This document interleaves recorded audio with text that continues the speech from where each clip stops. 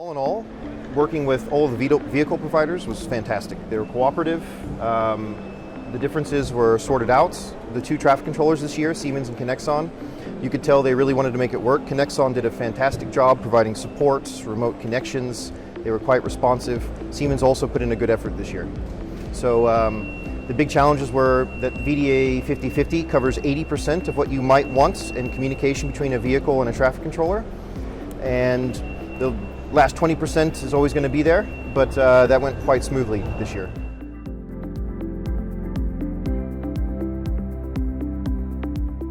Yeah, so the first thing was we had to agree on what it was that we were actually going to be doing. So which flows, which movements, which boxes we were going to move, sizes and things of that nature, what all different vehicles were going to take part. That took us a couple weeks. The first big milestone was actually getting a simulated vehicle up with one of the traffic controllers. And then from there, milestones involved first movement, how do you do unhappy flows like canceling actions and cancellations of different stuff. And then finally, about a month before the show, we did first group simulation testing. And one of our colleagues even did real physical vehicle movements in our test facility remotely with a traffic controller. So all of this came together pretty well, I think.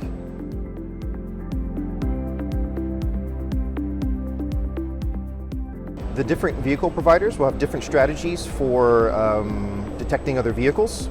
So working with all the different AMRs was quite interesting to see how they might detect the forks of a raised fork vehicle or how they don't in some regards. Yeah, seeing the solutions to problems that were different than ours. It's interesting to see which ones are better. Some may not have been better, and it's also interesting to learn from there. We provided a vehicle this year, but STILL's mother company, KION, also does traffic control software, so that was quite interesting as well to see how the traffic control this year was handling things.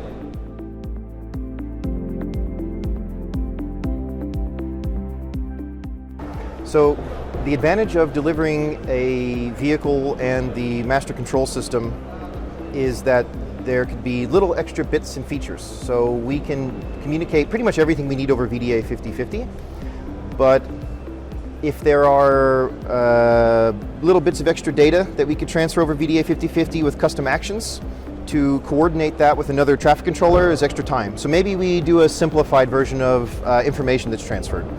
Maybe we don't send all of the status codes with all of the translations in 15 different languages to a different traffic controller. Maybe we don't have as much logging about battery behavior and things of that nature.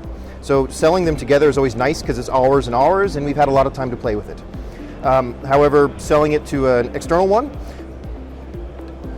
goes pretty well, actually. I was surprised how well it went with VDA 5050. It's also simpler. So for the engineering guys and commissioners, I don't know that they would necessarily mind either way which one it was.